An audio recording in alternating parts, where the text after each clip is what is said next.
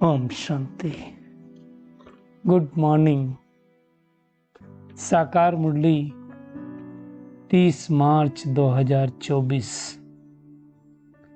बाबा का मीठा मीठा पत्र हम मीठे मीठे बच्चों के मीठे मंथन के लिए। मंथन शुरू करने से पहले आनंद के सागर शिव बाबा की आनंद भरी किरणों के नीचे बैठ जाते हैं और महसूस करते हैं कि मैं आनंद स्वरूप आत्मा हूं, आनंद के सागर की संतान हूं। आज की साकार मुरली बहुत सारी बातें बाबा ने बताई हैं, लेकिन उनमें से खास बात जो बाबा ने आज अटेंशन खिंचवाया है वरदान में, तो उससे हम शुरुआत करेंगे। और वो वरदान की मुख्य बात है समान। आप देखो, एक होता है स्वमान, दूसरा होता है अभिमान, तीसरा होता है अपमान और एक होता है देहाभिमान। देहभान भी होता है। बहुत सारी चीजें होती। क्या डिफरेंस क्या है? आप देखो, स्वमान में और अभिमान में बहुत थोड़ा डिफरेंस होता है। अगर नहीं कोई ध्यान दिया तो समझेगा ये स्वमान है और हो जाएगा अभिमान। जैसे स्वमान है कि मैं मास्टर सर्वशक्तिमान आत्मा हूं, ये स्वमान है, सभी लोग कहेंगे। लेकिन वो अभिमान कब बन जाएगा? मैं ही शक्तिशाली हूं तो अभिमान हो जाएगा। मैं मास्टर सर्वशक्तिमान आत्मा हूं, ये स्वमान है। मैं ही मास्टर सर्वशक्तिमान हूं तो अभिमान हो गया। ये डिफरेंस है। अपमान क्या होता है? जिस आत्मा के अंदर जितना देहभान होगा, देहभान मतलब शरीर का भान होगा बार बार, जितना देहभान होगा वो आत्मा बार बार अपनी खूबसूरती को देखेगी, अपना प्रदर्शन करती रहेगी, अपने आप को दिखाने की कोशिश करेगी। वो देहभान है। तो हमें क्या करना? समान की सीट पर सेट होना है। समान को मतलब अभिमान। अभी कई बार क्या होता है, लोग समान को भी गलत समझ लेते हैं, अभिमान समझ लेते हैं। समान में स्थित होना अच्छा है। मैं सतयुगी आत्मा हूं, समान है। मैं अच्छा हूं, ये भी समान है। मैं श्रेष्ठ हूं, ये भी समान है। मैं ही श्रेष्ठ हूं, अभिमान हो गया। तो बाबा कहता है अपनी समान की सीट पर सेट हो जाओ। दुनिया में भी देखो, जब कोई सीट पर सेट होता है तो उसकी बात सब मानते हैं, और कुर्सी से एक बार उतर जाए फिर उसकी बात कोई नहीं मानते। हमने अपने यहाँ ऑफिस में देखा हुआ है, जब कोई रिटायर हो जाता है उसके बाद उनका कहना नहीं मानते लोग। क्यों नहीं मानते? क्योंकि उस सीट से वो उतर गए। वैल्यू किसकी है? सीट की वैल्यू है, उस पोस्ट की वैल्यू, उस पोजीशन की वैल्यू है। हाँ, अगर व्यक्तिगत रूप से आपका व्यवहार अच्छा है तो लोग आपको रिगार्ड करेंगे, रिस्पेक्ट देंगे। लेकिन जब तक आप सीट पर सेट नहीं होगे तो आपका ऑर्डर कोई नहीं मानेगा। तो बाबा कहता है अपने समान की सीट पर सेट होकर के जो शक्तियां क्या है हमारे पास? मन बुद्धि संस्कार भी शक्तियां हैं। वो 8 शक्तियां भी हैं। उनको ऑर्डर प्रमाण में चलाओ तो विशाल बुद्धि बनेंगे। जब जिस शक्ति की हमें जरूरत हो उस शक्ति को हम सेवाधारी के रूप में लगा सके। बाबा कई बार मुरलियों में कहता है आपने कहा फुल स्टॉप, और अगर फुल स्टॉप ना हो तो उसको थोड़ी कहेंगे वो शक्तिशाली आत्मा है, वो ऑर्डर प्रमाण है, वो राजा की सीट पर है। कोई राजा के कहना अगर प्रजा न माने, प्रधानमंत्री का कहना मंत्री ना माने, तो उसको थोड़ी कहेंगे कि वो अपनी सीट पर सेट है। सेट कहेंगे नहीं। ये जो भी हमें सम्मान मिले हैं ये सब भगवान ने हमें दिए हैं, परमात्मा ने दिए हैं। बाबा ने कहा अगर सम्मान की सीट पर सेट हो करके कहोगे तो सर्व शक्तियां सेवा के लिए हाजिर हो जाएंगी। हमें उनकी सीट पर सेट होना है, मेहनत करनी है। बाबा तो इतना तक कहता है आपके ऑर्डर के इंतजार में वो शक्तियां होंगी। तो बाबा जो शक्तियां दे रहा है उन्हें कार्य में लगाओ। हमारा सबका अनुभव है कि जब हम समान में सीट पर सेट होकर के किसी को आदेश देते हैं तो सुनता है, नहीं तो नहीं कोई सुनेगा। बाबा ने कहा मालिक बन, योग युक्त बन, युक्ति युक्त सेवा, सेवाधारियों से लो तो सजा राजी रहेंगी शक्तियां। बार बार अर्जी नहीं डालना पड़ेगा। तो हमें समान का बार बार अभ्यास करना है, और जितना समान का अभ्यास करेंगे देहभान दूर होता जाएगा। फर्क यह है कि हमें देहभान, समान और देहभान में डिफरेंस समझना है। अपमान उन लोगों को फील होता है जिनको देहभान होता है। अपमान मतलब अभी भी मेरी बात मान। और ऐसी आत्माएं अनुमान में रहती है, अनुमान बहुत लगाती है अपमान की फीलिंग करने वाली। तो हमें उसमें जाना नहीं। देहभान नहीं होगा तो हमें किसी की बात बुरी लगेगी नहीं, देहभान होगा तो किसी की बात बुरी लगेगी। तो हमें क्या करना है? सदैव समान में रहना है। ये समान देने वाला कौन है? प्राणेश्वर बाप आया है। प्राणेश्वर क्यों कहा गया? आत्मा प्राणहीन हो गई, प्राण सूख गए, मतलब जी रहे हैं, किसी तरह जी रहे हैं। ऐसी नॉलेज देता है जो प्राणदान मिल जाता है। तो ऐसे प्राणदान देने वाले बाबा को प्यार से याद करो। तो भक्ति मार्ग में क्या सोच लिया? भगवान मरे हुए को जिंदा करता है, वो प्राण नहीं देता है। हम जिंदा जो मरे हुए के समान हैं, उसके अंदर स्फूर्ति देता है, उसके अंदर एनर्जी देता है, उसको जीने की कला सिखाता है, उसको पिंजड़े से मुक्त करता है, उसको बंधन से छुड़ाता है। उसको प्राण देने वाला बाप कहता है। और उस प्राणदान के द्वारा, उस नॉलेज के द्वारा हमारे 21 जन्मों तक भंडारे भरपूर हो जाते हैं। इसलिए नॉलेज को सोर्स ऑफ इनकम कहा जाता है। दुनिया में भी नॉलेज सोर्स ऑफ इनकम है, परंतु परमात्मा की नॉलेज ये तो 2500 सालों के लिए सोर्स ऑफ इनकम है ना। इस पढ़ाई के आधार से सब भंडारे भरपूर होते हैं। ये कोई साधारण पढ़ाई नहीं है।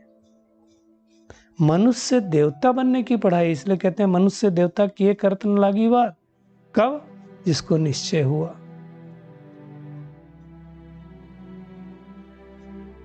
ये पढ़ाई पढ़ने के बाद 21 जन्मों के लिए हमारी इतनी खुशी मिल जाती है कि फिर बाकी कोई इच्छा नहीं रहती। हम इच्छा मात्रा में विद्या बन जाते हैं।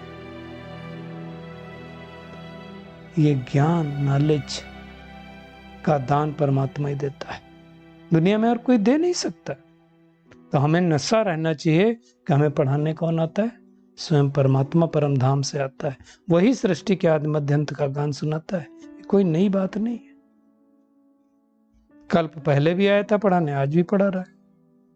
क्योंकि हम तो जानते हैं ड्रामा तो अनादि है, इसकी आदि और अंत नहीं कह सकते। कई लोग ये प्रश्न उठाते हैं। अब आप बताओ, दुनिया में हम बचपन में भी सुनते थे मुर्गी पहले या मुर्गी का अंडा, क्या कहेंगे? अगर कहें अंडा पहले आया क्योंकि अंडा से मुर्गी हुई, तो अंडा मुर्गी के बगैर आएगा कैसे? मुर्गी पहले आई तो अंडे के बगैर मुर्गी बनी कैसी? तो ये कंट्रोवर्शियल चीजें हैं, इनमें जाना ही नहीं है हमको। अनादि है मतलब ये चल ही रहा, इसको किसी ने क्रिएट नहीं किया। 3 चीजें आप पहले भी डिस्कस हो चुकी है, बट वर्थ है उसको दोबारा डिस्कस करना। सोल, सुप्रीम सोल और matter, neither created not destroyed, ये थी, हैं और रहेंगी। आत्मा, परमात्मा और प्रकृति हमेशा थी, हैं और रहने वाली। इन्हीं तीनों लोगों का ये ड्रामा बना हुआ है। तो बाबा कहता है कि इस ड्रामा में अब तुम क्या करते हो? मनुष्य आत्माओं को सुधारने का काम करते हो। क्यों? अनसुधरे हुए। तो सुधरेंगे कौन? बाबा कहते हैं जो तुम्हारे धर्म के होंगे, धर्म मतलब आदि सनातन देवी देवता धर्म के होंगे, वो सुधर जाएंगे।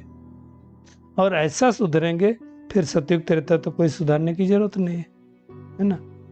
तो बाबा कहता है आर्य बन जाते हो। आर्य मतलब सुधरे हुए, अनार्य मतलब अनसुधरे हुए। वहां तो सब सुधरे हुए होते ना। तो भगवान अब हमें सुधार रहा है।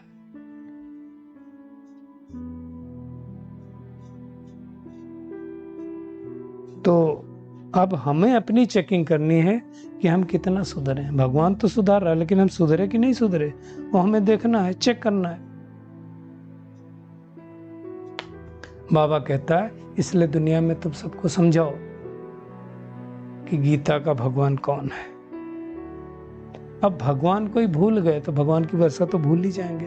अब गीता में क्या किया, बाप के बदले बच्चे का नाम डाल दिया। देखो बाबा का लब तो बच्चों पर रहता है, इसमें कोई डाउट नहीं, लेकिन ये तो समझना चाहिए कि ज्ञान सुनाया किसने। दुनिया में श्री कृष्ण को कितना याद करते हैं। हाँ, अभी हम तो मथुरा में गए थे, देखते हैं कितनी पूजा होती। जय श्री कृष्णा, राधे राधे, तो सब बोलते हैं। राधे मतलब राधे के जो वो थे। बाबा ने कहा दुनिया में श्री कृष्ण को याद करने से कुछ होता है? देवताओं को याद करने से कुछ होता है? बाबा कहते हैं कंगाल के ही कंगाल रहे, नीचे उतरते हैं। हाँ, एक फायदा होता है देवी देवताओं को याद करने से, जब हम याद करते हैं उस समय हमें अरे व्यर्थ विचार नहीं चलते हैं, निगेटिव विचार नहीं चलते हैं, हमारी एनर्जी बचती है, वो फायदा होता है। भगवान हमें ऐसा भरपूर करता है, हमारे भंडारे को ऐसा भरपूर करता है कि कोई अप्राप्त वस्तु नहीं। वहां सब भंडारे हमारे भरपूर हो जाते हैं। 21 जन्मों का हमें इस पढ़ाई से सुख मिलता है, 1-2 जन्म की तो बात ही नहीं है। लेकिन निकलेगा कोटों में कोई, कोई में ही कोई, सब तो निकलेंगे नहीं। बाबा ने कहा जो अच्छा पढ़ते होंगे ना वही ऊंच पद पाएंगे। इसलिए कहते हैं पढ़ेंगे लिखेंगे तो बनेंगे नवाब, नहीं पढ़ेंगे लिखेंगे तो होंगे खराब। तो हमें इस पढ़ाई को अच्छी तरह से पढ़ना है, फिर दूसरे क्लास में जाना। दूसरे क्लास मतलब सतयुग त्रेता में जाना। तो बाबा ने कहा सारा क्लास ट्रांसफर होता है लेकिन नंबर वार है ना। 100% सतो प्रधान और 100% तमो प्रधान कौन है? बाबा कहता है तुम जान सकते हो। देखिए संस्कार तो आत्मा में होते हैं, आत्मा ही तमो प्रधान बनती है, आत्मा ही सतो प्रधान बनती है। तो जो जितना जितना मेहनत करेगा उतना सतो प्रधान बनेगा।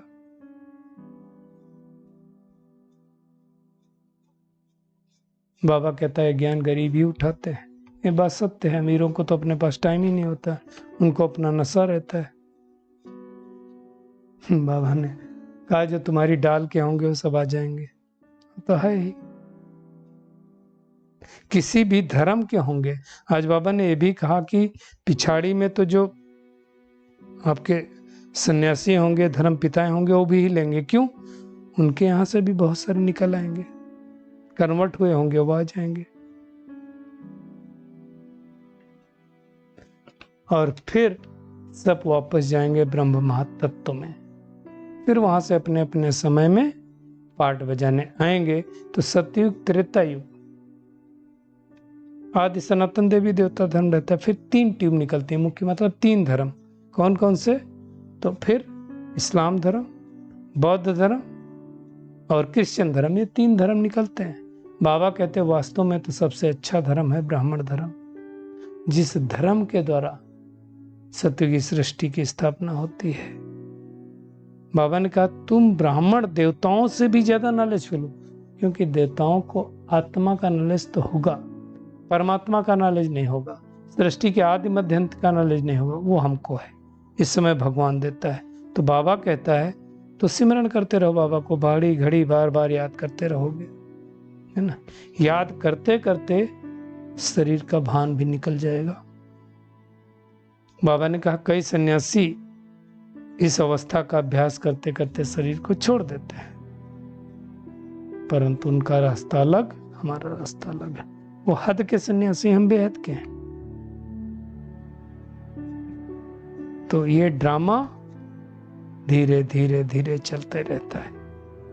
बाबा ने कहा परंतु तुम्हें ध्यान देना है, माया से सावधान रहना, क्योंकि माया देखती है, अगर कच्चे हैं ना तो बाबा कहता हप कर रहती है। कई महारथियों को भी माया हप कर गई। महारथी मतलब जो क्लास कराने वाले माउंट आबू में, अनेक आत्माओं की कॉन्फ्रेंस कराने वाले, वो भी नहीं, उनको भी माया कच्चा खा गई। क्यों? परखने की शक्ति नहीं थी ना, यही तो कहेंगे। तो जो वेदों शास्त्रों में लिखा है वो भी का मिसाल। महारथी, घोड़ेसवार और प्यादे कौन है?